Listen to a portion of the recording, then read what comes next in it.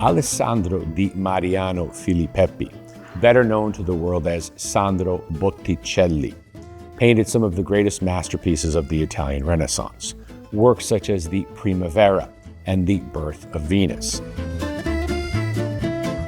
He spent nearly his entire life in the city of Florence, and when he died on May 17th of 1510, was buried in his family tomb here in the church of Ognissanti.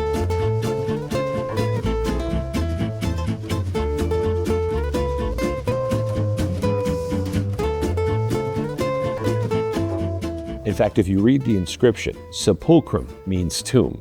Mariani Filippi, who was Botticelli's father, and sons, and the year 1510, which was the year of Botticelli's death.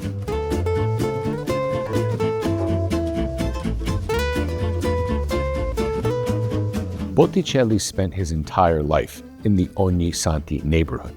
Both his home and his workshop were right around the corner on the Via Porcellana, and it was probably there that he first encountered his muse, the celebrated Simonetta Cattaneo Vespucci, who allegedly was his model both for the Primavera and for the Birth of Venus.